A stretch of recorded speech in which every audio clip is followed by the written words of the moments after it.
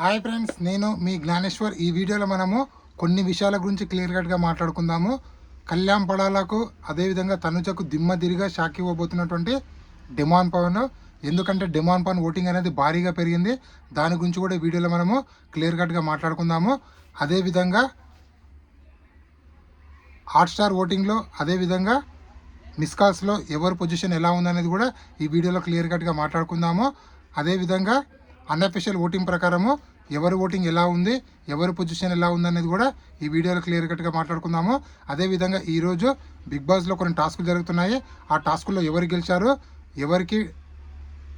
ఎవరికి ఎన్ని బ్యాచెస్ వచ్చాయి, ప్లేయర్ ఆఫ్ ది డే ఎవరయ్యారు అనేది కూడా ఈ వీడియోలో క్లియర్ కట్గా మాట్లాడుకుందాము.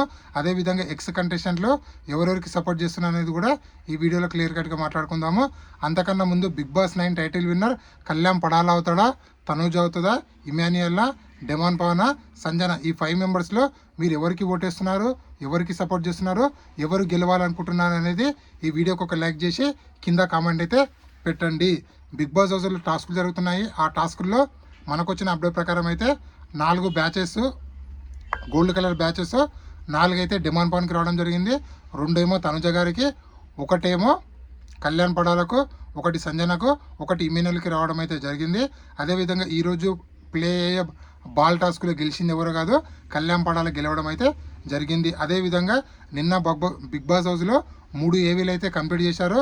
1 డిమాండ్ పవన్, ఇమాన్యుయల్, అదేవిధంగా మన తనుజ గారు 3 ఏవీలు అయితే కంప్లీట్ అయ్యాయి. సో బిగ్ బాస్ ఈరోజు ప్రోమోలో ఇమాన్యుయల్ ఏవీ చూపించాడు. సో 1 ఏవీ ప్లే చేస్తాడా, 2 ఏవీలు ప్లే చేస్తాడా చూడాలి. ఎందుకంటే ఇంకా వారాలు చాలా దగ్గర వస్తున్నాయి కదా. ఈరోజు వెడ్నెస్డే ఉన్నదే, థర్స్డే, ఫ్రైడే ఉన్నది కాబట్టి ఈ 3 రోజుల్లో 5 ఏవీలు కంప్లీట్ చేయాలి. కాబట్టి నాకు తెలిసి 2 ఏవీలు ఇస్తారని తెలుస్తుంది. సో నెక్స్ట్ ఏవీ ఎవరు చేస్తారో చూద్దాము. అదేవిధంగా ఈ ఏవీలు వేయడం వల్ల ఓటింగ్ పెరిగే ఛాన్స్ ఉందంటే జనరల్ ఆడియన్స్ ఏవీలు చూసి కూడా కొంచెం కరెక్ట్ అయ్యి ఓట్లు వేసే ఛాన్స్ కూడా ఉంది. కాబట్టి ఓటింగ్ పెరిగే ఛాన్స్ కూడా ఉంది. అదేవిధంగా ఇంకొకటి ఏంటంటే చాప కింద నీరులా స్లో పాయిజన్లా డిమాండ్ ఓటింగ్ పెరుగుతుందంటే 100% డిమాండ్ పవన్ ఓటింగ్ అనేది పెరుగుతుంది. ముఖ్యంగా కళ్యాణ్ పడాల ఫ్యాన్స్, తనుజ ఫ్యాన్స్ ఎవరున్నా హై అలర్ట్ ఉండాలి. ఎందుకంటే వాళ్ళిద్దరు కొట్లాడుతుండే మధ్యలోకి వెళ్ళి మనోడు వస్తున్నాడు డిమాండ్ పవన్ ఓటింగ్ పెరగడానికి ముఖ్య కారణం ఏంటంటే రీతు చౌదరి ఎప్పుడైతే ఎలిమినేట్ అయిందో అప్పటి నుంచి డిమాండ్ పవన్ చాలా జెన్యున్గా అందరితో, అదేవిధంగా చాలా ఫన్నీ వేలో ఎంటర్టైన్మెంట్గా తనలో ఉన్నటువంటి ఫన్నీ యాంగిల్ని కూడా బయటికి తీసుకురావడం వల్ల లోపల ఉన్నటువంటి కంటెస్టెంట్తో పాటు బయట ఉన్న ఆడియన్స్ కూడా అరే ఇంత మంచి పిల్లాడ, ఇన్ని రోజులు అనవసరంగా రీతు చౌదరి వెంటబడి మనకు కనిపించలేదే అనే ఫీలింగ్ ఆడియన్స్లో కనెక్ట్ అవ్వడం వల్ల డిమాండ్ పవన్ ఓటింగ్ అనేది భారీగా పెరగడం అయితే జరిగింది. అన్అఫీషియల్ ఓటింగ్లో డిమాండ్ ఓటింగ్ లేదు, కానీ అఫీషియల్ ఓటింగ్లో డిమాండ్ ఓటింగ్ అనేది 3 డిజిట్లో కొనసాగుతుందని చెప్పి మనకైతే అప్డేట్ అయితే రావడం అయితే జరిగింది. సో అన్అఫీషియల్ ఓటింగ్ ప్రకారం ఎవరి ఓటింగ్ ఎలా ఉందంటే కళ్యాణ్ పడాల ఓటింగ్ అనేది 47%లో, అదేవిధంగా తనుజ ఓటింగ్ అనేది 27%లో, డిమాండ్ ఓటింగ్ అనేది 10%లో, అదేవిధంగా ఇమాన్యుయల్ ఓటింగ్ అనేది 12%లో, సంజన ఓటింగ్ అనేది 5%లో కొనసాగుతుంది. ఈ అన్అఫీషియల్ పోలింగ్ నమ్మొచ్చా అంటే 100% ఈ లాస్ట్ వారంలో ఉన్నప్పుడు అస్సలు నమ్మొద్దు.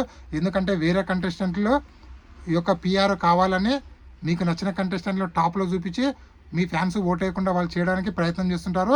సో ఫర్ ఎగ్జాంపుల్ ఇప్పుడు కళ్యాణ్ పడాల 47% ఉంది. సో కళ్యాణ్ పడాల ఫ్యాన్స్ ఏమనుకుంటారు, సో మావోడు ఎలాగో టాప్ పొజిషన్లో ఉన్నారులే, నా ఒక్క ఓటు వేయకుంటే మావోడు ఏం ఓడిపోతాడా, గెలుస్తారులే అని చెప్పి అలా అనుకునేటట్లు వాళ్ళు సింపతి అనేది అంటే అంటే మావాడు గెలుస్తారులే అని క్రియేట్ చేసి వాళ్ళ మైండ్లో ఓటు వేయకుండా చేయడానికి వేరే పిఆర్లు ఆ విధంగా ప్రయత్నం చేస్తున్నారు. కాబట్టి దయచేసి మీరు కంటిన్యూగా హాట్స్టార్లో లాగిన్ అయ్యి ఓటేయండి.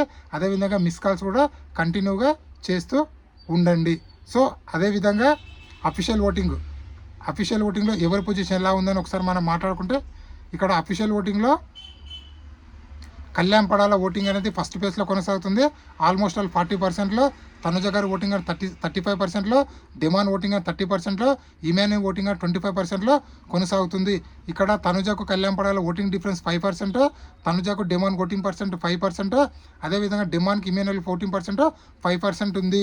సో వీళ్ళల్లో 100% విన్నర్ అయ్యే కంటెస్టెంట్లు ఓన్లీ కళ్యాణ్ పడ తనుజ వీళ్ళిద్దరి మధ్యనే విన్నర్ అయ్యే ఛాన్స్ అయితే 100% ఉంది.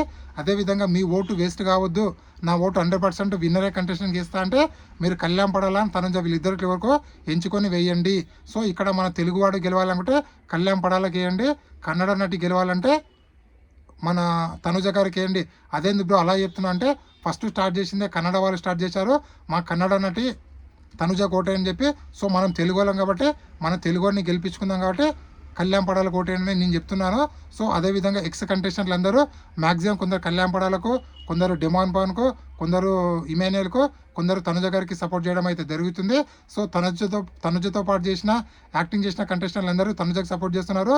అదేవిధంగా జనరల్ ఆడియన్స్, ఫ్యామిలీ ఆడియన్స్ మొత్తం కళ్యాణ్ పడాలకు సపోర్ట్ చేస్తున్నారు. అగ్ని పరీక్ష పోగిన కంటెస్టెంట్లు కొందరు డిమాన్ పవన్ కూడా సపోర్ట్ చేయడం అయితే జరుగుతుంది. ఇది ఇప్పటివరకు లేటెస్ట్ అప్డేట్. ఇలాంటి కొత్త అప్డేట్ ఎప్పుడప్పుడు అందిస్తున్నాను. ప్లీజ్ మన ఛానల్ని లైక్ చేయండి, షేర్ చేయండి, సబ్స్క్రైబ్ చేసుకోండి. నేను మీ జ్ఞానేశ్వర్.